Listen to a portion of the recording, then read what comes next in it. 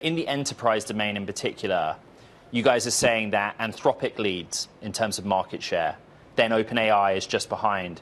Just for transparency with our audience, of course, Menlo is on the cap table of Anthropic, and you have a sort of partnership with them for compute access. But break down the data and how Anthropic's pulled ahead in that space. Yeah, I mean, there's really three things that stood out in the report. First is, Anthropic really pulled ahead in terms of enterprise spend. It's something on the order of 32% of spend in the enterprise right now. I think the other thing that really stood out, and maybe you didn't mention yet, is that closed source models are really dominating how people use these things these days. The open source models are really starting to fall behind in terms of usage, and we see it when we talk to developers. I mean, the way that we invest in companies is we basically disarticulate their architectures and understand how they're building their products.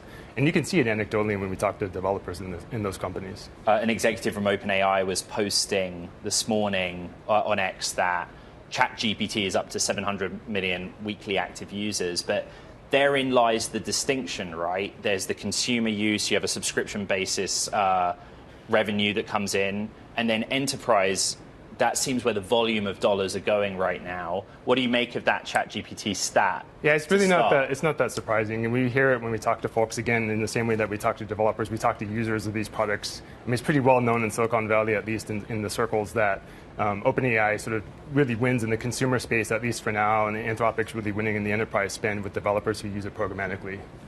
Tim, I'm really interested to go more on this closed source versus open source, considering that the AI action plan really is leaning into this open moment. At the same time, people reading in between the lines from Meta's earnings, for example, and Mark Zuckerberg's pitch that maybe because of safety, they'll have to build more closed rather than fully open as they had previously seemed committed to.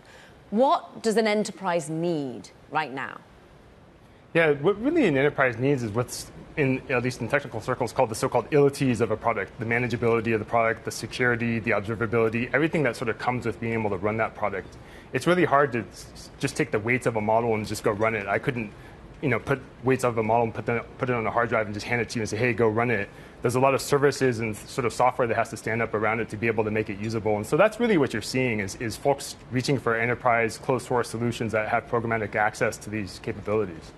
And going back to your Anthropic numbers, leading enterprise LLM provider, 32% of the market.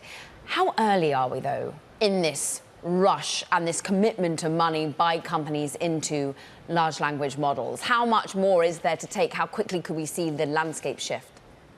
I think you're still seeing early days. The amount of spend you're going to see from model spend over the next few years is going to continually increase.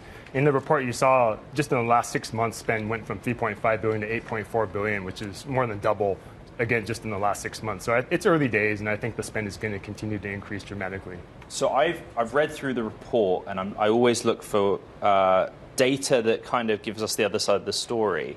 So you have all this enterprise revenue coming in at Anthropic.